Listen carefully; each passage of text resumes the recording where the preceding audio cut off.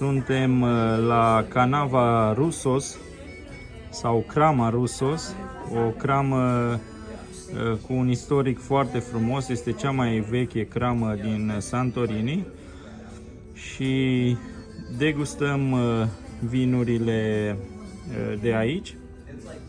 O să vedem cu ce începem. What we begin with? We are tasting special vintage wines, dry wines for the moment. We will begin with the white dry, which is a traditional nykteri. The word nykteri in Greek means working the night shift. In the past, when they did not have refrigerating rooms to protect the must, the grape juice, they would harvest early in the morning, like 5 o'clock in the morning.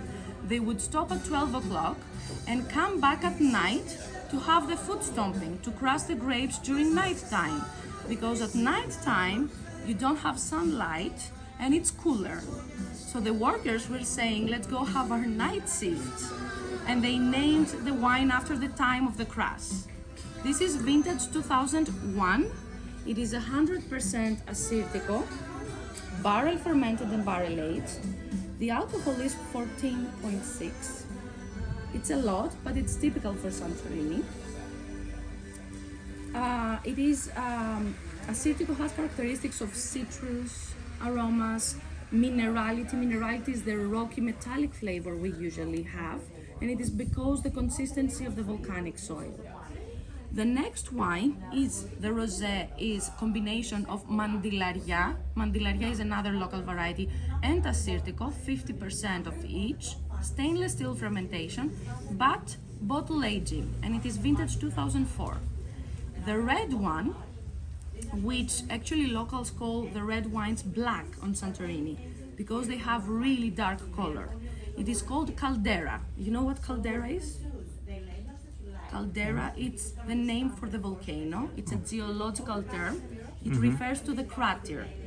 In Spanish, it translates to the boiling pot.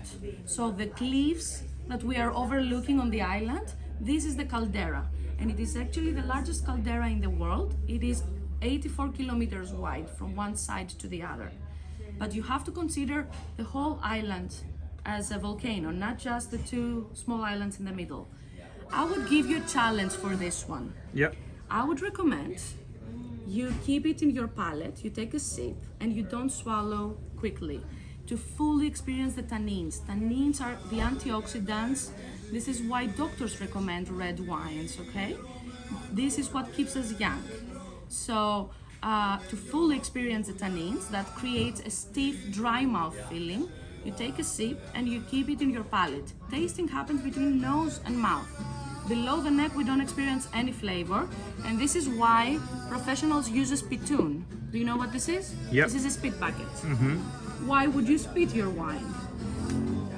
For practical reasons, if you are a professional and you have to taste like 30, 50, 100 different wines, it is a difficult job, okay? Somebody's got to do it. It doesn't necessarily mean you like every single thing you taste, and we won't be offended if something is too much. We are on the land of democracy, so feel free to express yourself if you think it's too much. But according to science, you don't need to swallow. Tasting happens between nose and palate. So if you feel like using it, feel free. We also have olives that are volcanic produced, they're our own production. Barley rusks and crisps, which are used as palate cleansers to neutralize your palate before moving to the next wine. And these are probably as Greek as it gets. These are called stragalia. This is very typical. It is our gossiping snack in Greece. It is chickpeas, roasted chickpeas, raisins, and walnuts. So that comes from the 1950s after the Second World War. It is very typical. We have this all day long with coffee, wine, ouzo, and we talk. And we talk a lot in Greece. Okay? Let's begin here. In Greece, when we taste wine, we clink our glasses, we say yamas. Yamas. Yamas means good health. Yeah. Yamas. Enjoy. Thank you. We changed category and we are tasting dessert wines now. All dessert wines in Santorini, they are very special and they have a unique technique. They're made of raisins. What we do is we sun dry the grapes.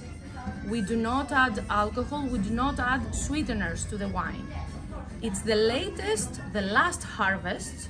We pick the grapes, either white or red. In this case, we have both types. And we lay them on the ground, on terraces, to dehydrate. The idea is that the sun, the heat, is causing the water in the fruit to evaporate. So we are only left with natural fructose. To give you an idea of how concentrated that is, if for a dry wine, for 1 liter, we need about 2 kilos of fresh grape, for 1 liter of Vinsanto, we need 15 to 20 kilos of fresh grape, depending how concentrated and what grape variety we are using. We have here Vinsanto 1999 and Mavrathiro Red Vinsanto 1990. Vinsanto has been in barrel for 2 years and the alcohol is 10.5, whereas Mavrathiro has been in barrel for 5 years and its alcohol is 13%. They're called dessert wines because they're usually served at the beginning or the end of a meal, and they are paired with sweets, chocolate, baklava, ice cream. But what most people don't try is pairing sweet with spicy, sweet with savory. You can have a sweet wine and blue cheese, liver on the grill. You can even have pizza with sweet wines. You can have a green salad and goat cheese. There are different combinations. Sushi, I don't know if you like sushi. Natamaki rolls, a nigiri, a sashimi, a tataki pairs nicely. The saltiness with the sweetness complement each other. Sweet wines are wines that can last decades. These you can keep for another 15, 20, 30 years. The only thing is you age them standing vertically. Dry wines we age horizontally. Yep. Thank you. Thank you.